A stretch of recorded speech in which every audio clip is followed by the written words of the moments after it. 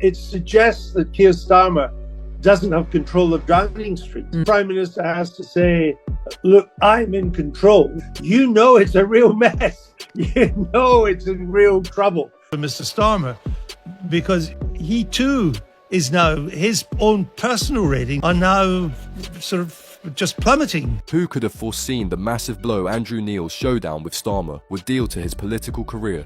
From the outset, Neil came out swinging, showing no mercy toward the Labour frontrunner. He had zero interest in meandering, non-committal replies. His demand was for concise, unmistakable answers, yet Starmer appeared caught off balance by the intense scrutiny. No one anticipated the national scandal this would erupt into.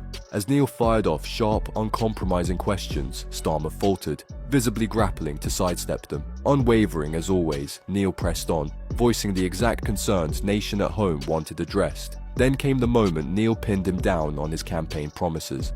A pledge is not an indication.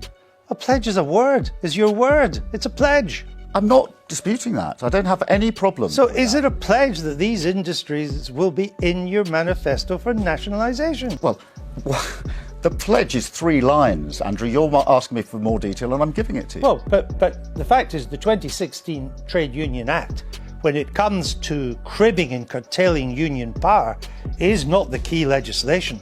The key legislation that does that was passed a long time before, and your pledge doesn't mention any of that. Andrew, how can you say I'm hiding behind a process when it's the Labour Party process? The Labour Party, at the beginning of it... Because you're hiding behind the process. No, the Labour Party said... Why don't you do what the other candidates do and tell... Don't Labour members have a right, as they decide whether to vote for you or not, they want to know where your money's coming from? Neil opened with a simple, fair query. Who's bankrolling your campaign? Rather than give a plain reply, Starmer steered the conversation toward regulations and formalities. Unfazed, Neil pushed harder, pointing out that other candidates openly name their backers. So why, he challenged, is Starmer refusing to do the same? I've got people from different parts of the party on my campaign working together because I know that simply saying unity isn't enough. Everybody's going to say That's that. not unpalatable. What I'm asking you is a position you're taking that the Corbyn left will find unpalatable. Well, I'm not particularly interested in finding things that they find palatable or unpalatable. Still, Starmer sidestepped a straight response, offering only a hazy reference to trade unions and assorted backers, never identifying the key funders by name. Neil continued to bear down, questioning the reason behind his dodging. Determined not to drop the matter, Neil insisted on explicit details about the process. Why won't you simply tell us tonight who are your 5 biggest donors? How can you say I'm hiding behind a process when it's the Labour Party process? The Labour Party, at the beginning of it... Because you're hiding behind the process. No, the Labour Party said... Why don't you do what the other candidates do and tell... Don't Labour members have a right, as they decide whether to vote for you or not, they want to know where your money's coming from? It's coming from trade unions, from crowdfunding, from individual donations. Who's your biggest donor? One of my biggest donors was put up on the website, I think, yesterday. Right, that's one of the lawyer. Yes. That's the law. But who are your 5 biggest donors? Well, you haven't announced. You've only announced about £125,000 worth of donations.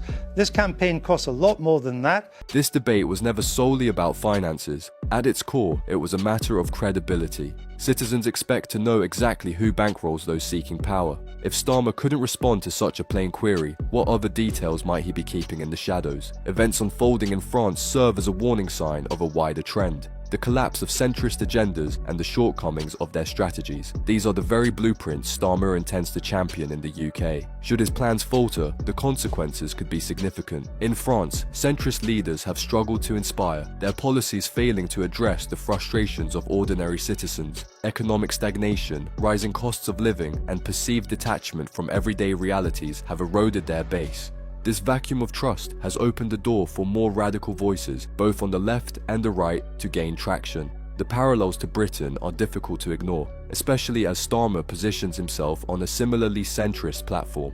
If the French experience is any indicator, sticking rigidly to these policies risks alienating working-class voters who feel left behind. And once that disillusionment takes hold, it rarely drifts toward moderation. It often swings toward leaders promising bold, uncompromising change. What happened in France is the defeat of the centre and the failure of centrist policies. These are exactly the policies which Kier Starmer, he fails in Britain. And don't forget, his policies are obsessed with net zero, pretty relaxed about immigration, high taxes, industrial strategy. If he fails, well, I can tell you this, Britain ain't going further left.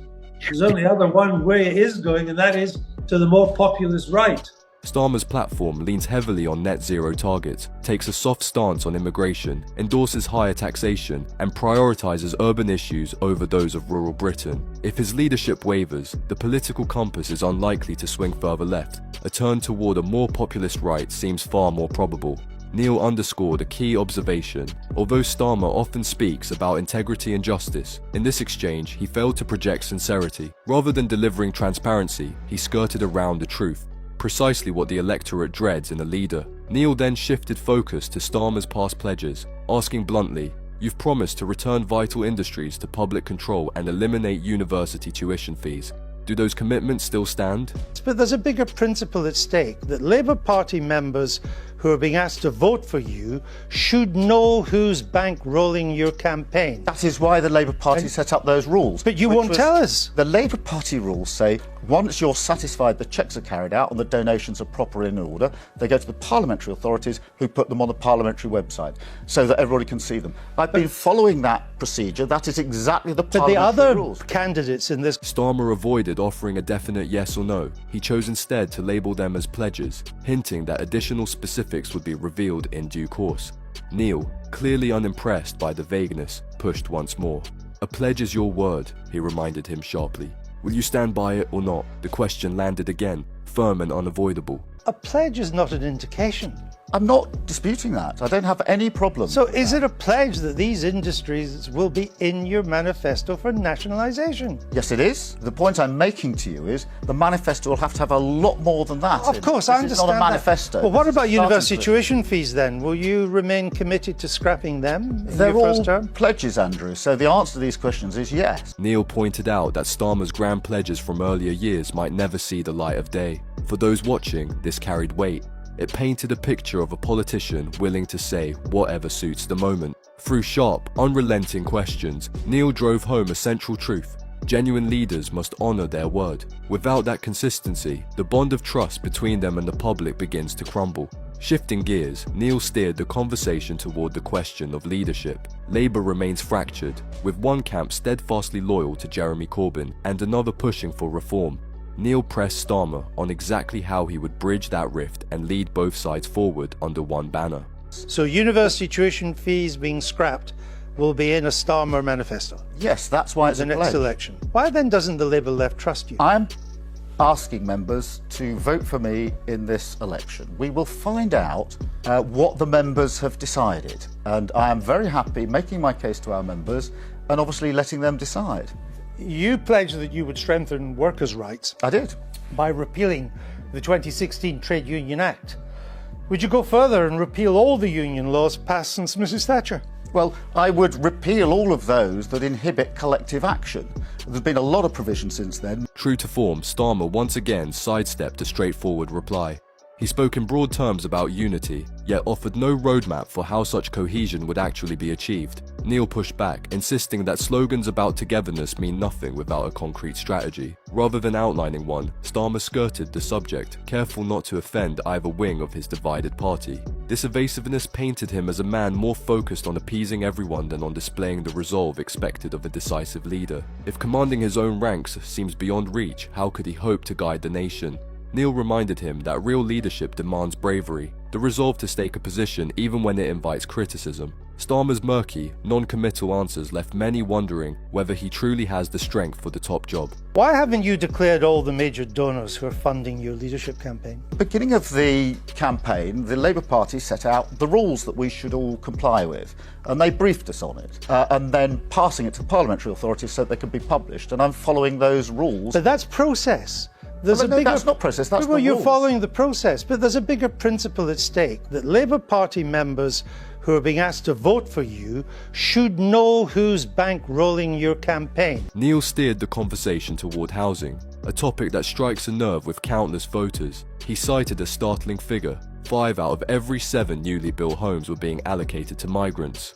When Starmer responded, the answer lacked force and conviction. Though he spoke of increasing construction and supporting everyone, the delivery felt hollow. Refusing to let the matter rest, Neil pushed again, asking why Labour had failed to take stronger action on this pressing problem. The exchange resonated because housing is not just a statistic, it's a personal struggle for families across the country. People yearn for leaders willing to fight for their interests, especially when they feel pushed aside. In Neil's framing, Starmer came across as a man who talks about helping, but hesitates when it's time to act.